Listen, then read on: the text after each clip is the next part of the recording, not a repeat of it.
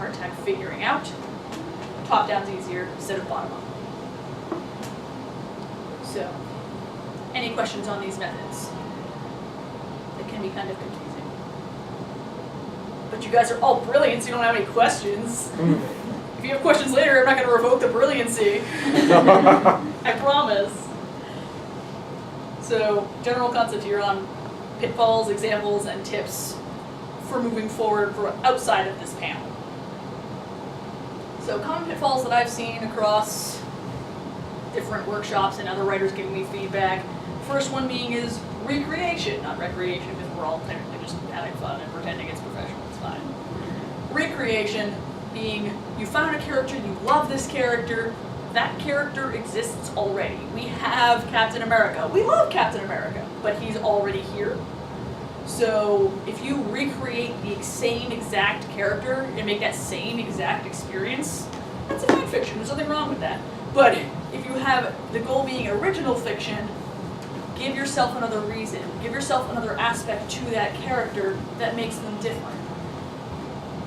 Because otherwise you're just making another Captain America and people are going to go, oh, I've already seen this. Whereas if you left that a fan fiction, they're getting more of what they wanted. They understood this was Captain America out of the gate because it's fan fiction.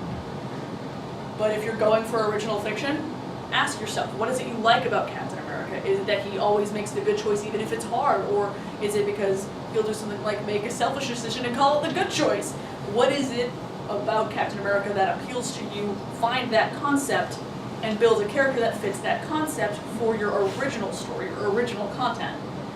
And you'll find people will still like them because their thematic element is still there, but it's not, I lifted Captain America and just threw him down in another setting and I'm not calling him Captain America.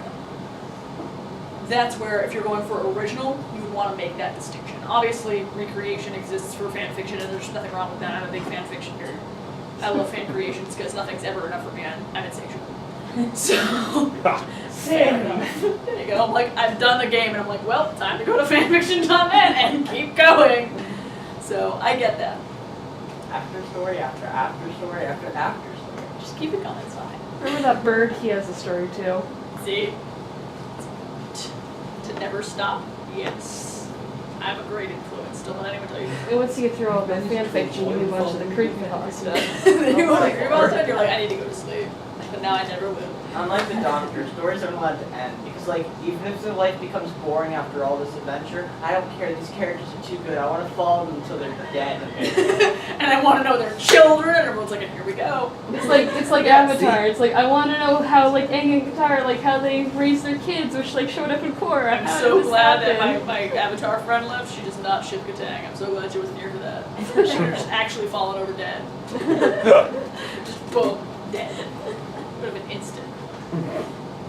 Not that I'm saying you can't ship Katang. I don't care. There are very few things that I like intervene on for ships, and I'm like, that's a child with an old man, please stop. Beg if you don't. No, why would anyone ever do that? You never Supernatural, know. which was my extremely low effort cosplay, going with incest. That's not a fun one. Okay, I'm just gonna sit this one out. So, recreation, that concept of give yourself that ability to make a fully original character, sticking with the themes that you like, but do yourself justice if you're going with original. Make your own. You'll love them, trust me. They're your brain baby, you'll love them. 2 in character. This concept being something like, if you were going to make a lovable jerk, some people miss the lovable mark and just hit the jerk. If you go for a character that's 2 in character, jerks are the easiest because you can overstep that boundary.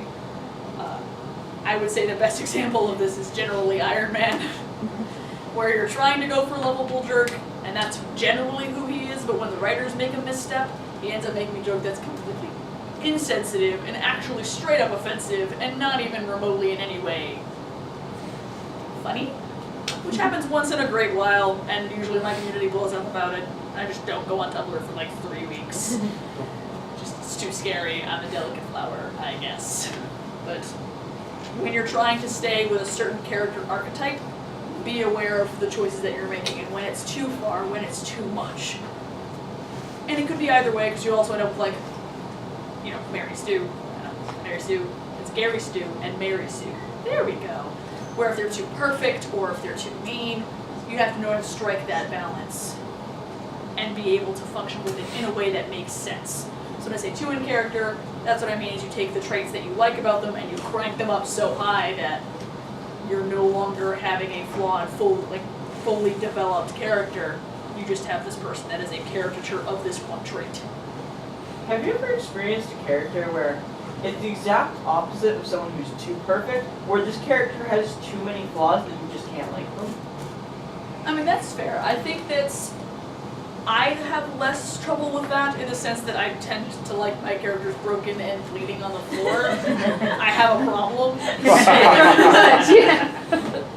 Bring to me your dark and cute, and I will take them both. I'm just asking, like, is it possible you can go too far in the other direction, where you can go too far in?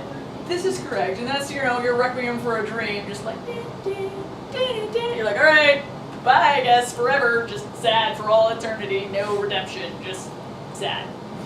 Where the character is just beating themselves up for all time, they never make any strides, and they stay the edgelord for all eternity.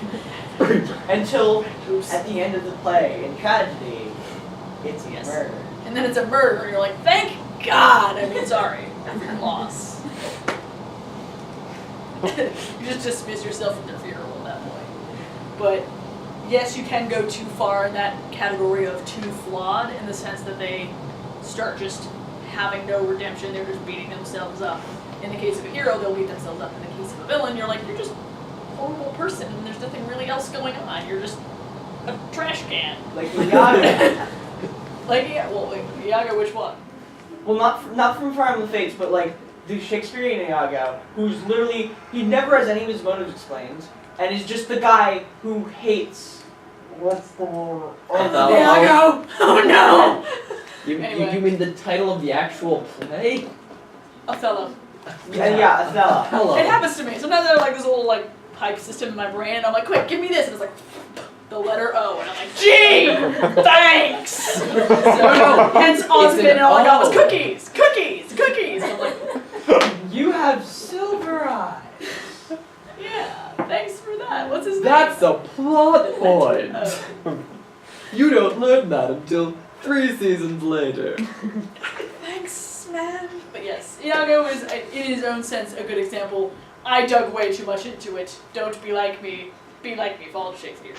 But yes, Iago is a good example in the sense that his motivations aren't very clearly explained, probably because they're in early modern English, so it's hard to understand why someone's just like, the spleen of a lamb, and you're like, I don't know what that means. Why do you mention a lamb spleen right now? In the middle of a speech about wanting to kill this man. Just, what does the lamb spleen have to do with it? What does this mean?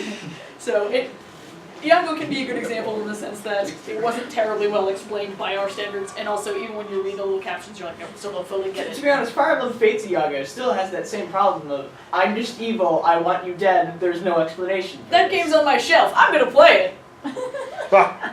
Well, Yes. he has no redeeming qualities, that's it. It's okay. We have other characters who can be redeemed, like N. There's the rest of the name. It's gone.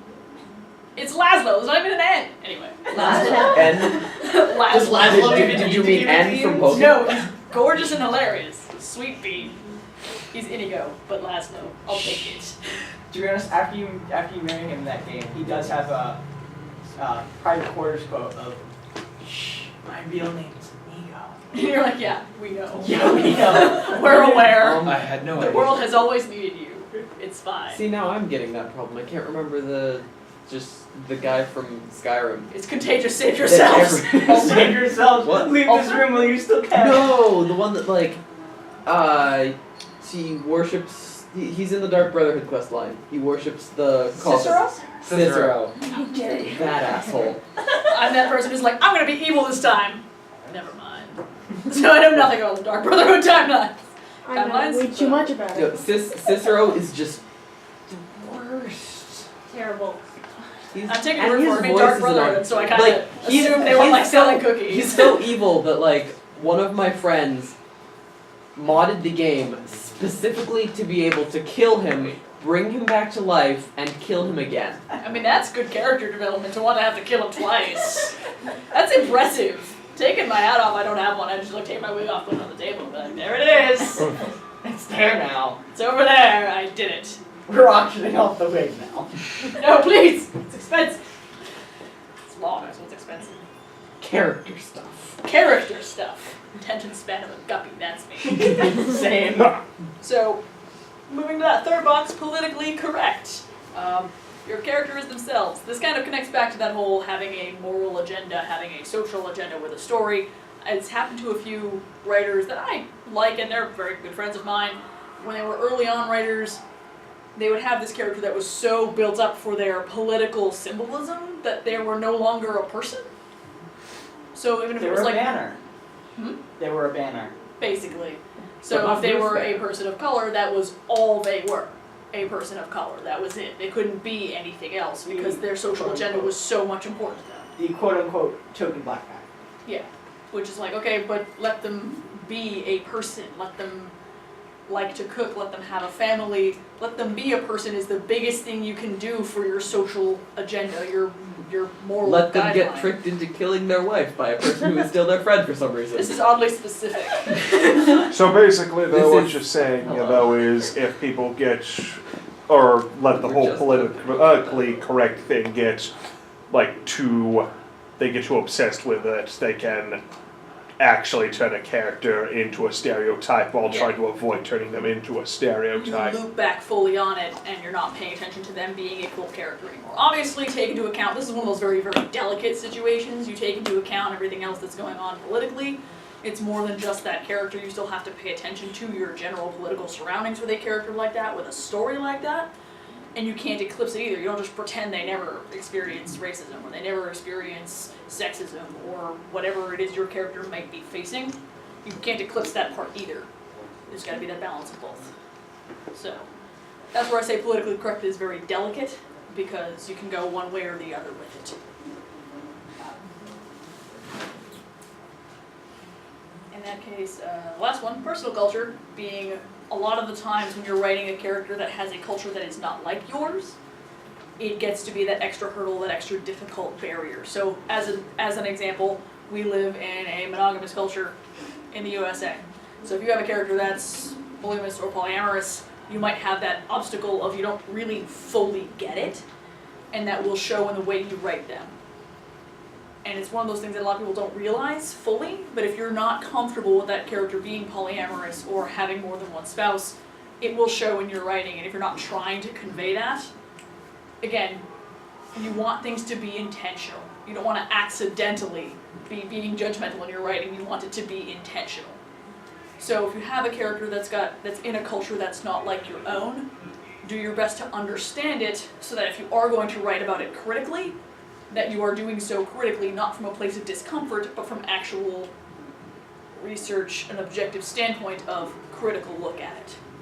That kind of structure. These last two are very delicate, so there's a lot of like hurt feelings that can happen when you're doing research and things of that nature. It's something that it's hard to keep track of as well, because it doesn't happen with every single character. So, that can be a tricky concept. But do we have any other questions on those, since they are delicate and all that? Goodness. Ding. You got a question? I think that everyone here is just too tired for questions. Are you sure? Because I can keep asking. We have like 6 I'm minutes like- left.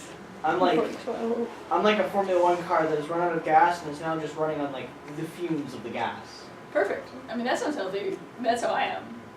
This is going to be great tomorrow. I'm going to be an actual corpse. I keep saying on Monday I'm going to cosplay a corpse of myself. That's what I'm going to do. On Monday? On Monday, Same. that's what I'm going to be. A corpse of me. It looks just like me, but it's dead. Oh hey, it's the exact opposite of the Joker and Harley Quinn. There you I'm go. thinking the same thing. I always think that when I was looking at it. I was like, hey! The opposite. Using these examples of going to go through these fairly quickly. This is the general example sheet I have of characters that need more development before they hit the page. This was actually, the first bullet is someone that actually submitted something to a roleplay I was moderating once, and I was like, that's not possible.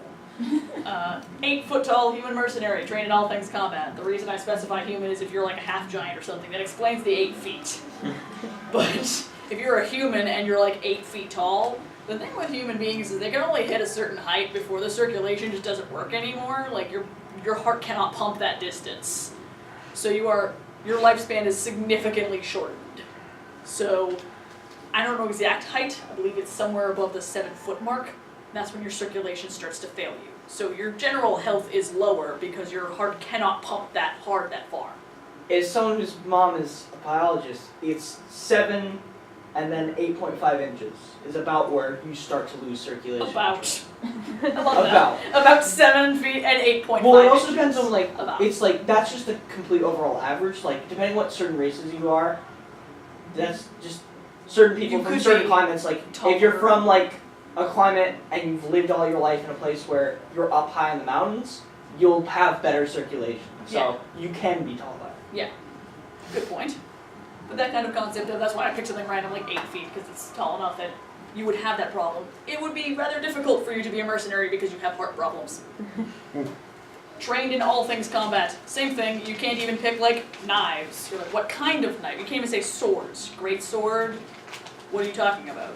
Short sword? You're talking about a scimitar? Is it curved or not? Like, you give someone with a great sword, just take their great sword away and give them a scimitar, they're like, well, I'm gonna get an eye patch in about a minute. You can't just say like they can wield all swords or all blades. Like a dagger is different from a lot of different things. They are Single-edge, trained to double-edge. mastery in the usage of the Kopesh. Sure. At a certain point you're like, why not?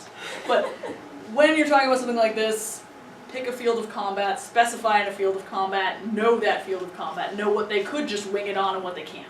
What if the character's like a robot, for example, that's designed for all things combat? Exactly. Hence, human mercenary, because you never know, species, Yeah. robots, whatever. You might have a data bank, but again, with something like a data bank, you might switch out.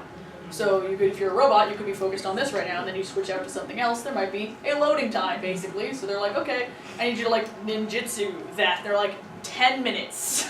It depends on your robot model, if you will. You should always have limitations in place because you don't Depends want on how good the Wi-Fi We have is. 3 minutes. They're like, I don't have data. I'm sorry. This is where my map blanks out because I can't load anything.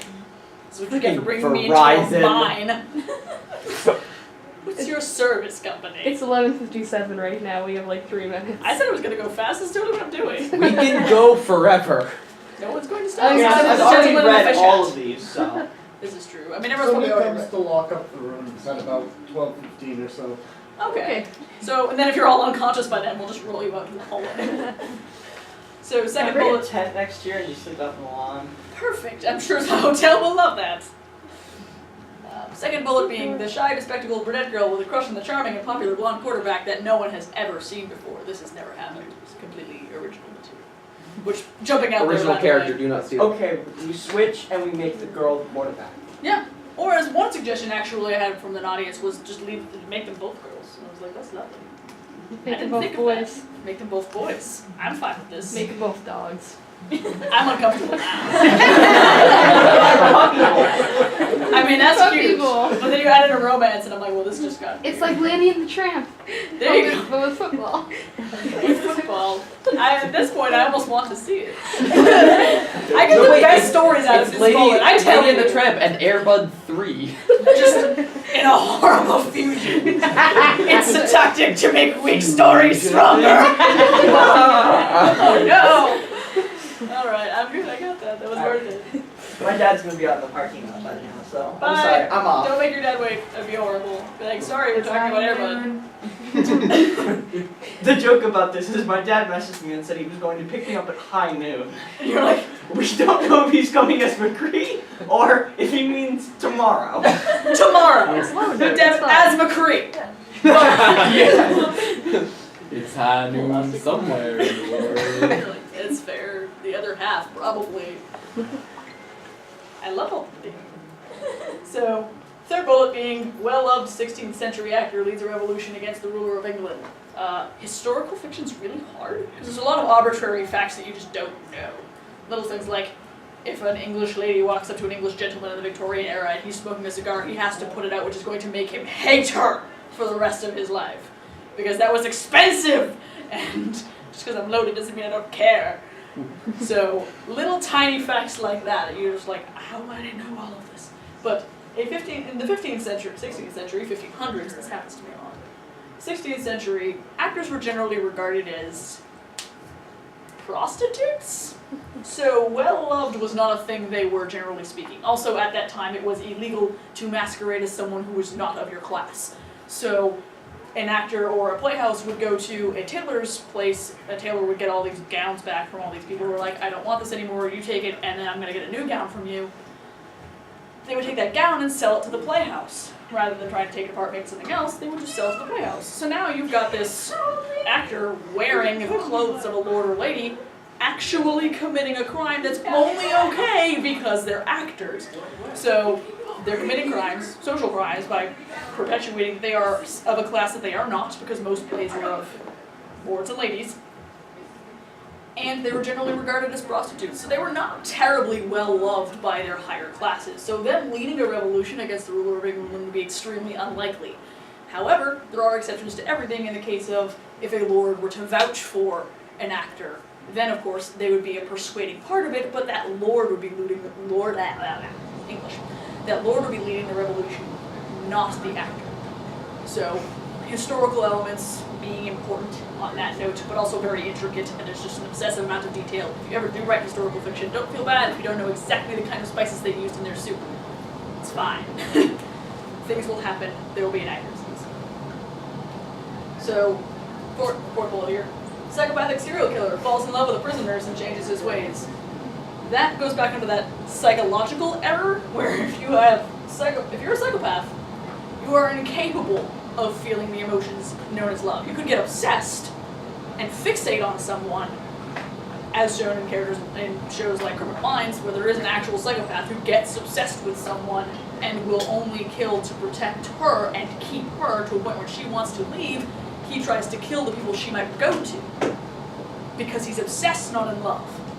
He can't experience that. They don't know right from wrong. If you have psychopathy, that is the structure of your brain. Your emotions don't operate the way that they're supposed to.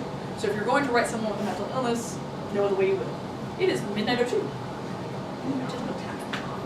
I was warning you for so long. I know you did. You do. This is your life, isn't it? In any case, dropping that, go people watching, eavesdrop, learn and break the rules. These kinds of concepts will help you with dialogue and general character structure moving forward. And we don't have any questions. Any because I already questions? fried your brains. More questions? No. Pause. No, the time fried our brains. I think. Bye guys. Good night. Thank you for putting up with me. Well, thank you for putting the panel together. Thank you. I do my best. And thank you, gentlemen in the fish hat. He's gone now. You look too late. He's the ninja in the fish hat now. Well, Magikarp hat. I don't know if it technically counts. I don't know if it counts as a fish, though. It's a fish Pokemon. Oh. It's a See? fish. It's fish-like. He gets I mean, there are a lot of discrepancies between Pokemon and their like actual counterparts. in real life, yeah. Yeah. Yeah, I mean, like, most fish can't actually jump over mountains, so... Most. No. I don't know any that do off the top of my head, but I lay that disclaimer out. Do you know where we were? Extreme Games? Yeah. Were you contestants? No, I would have That's been. probably I didn't for the get there best. in time to volunteer. But I volunteered for all the audience stuff. Oh, shit, that was a really sick.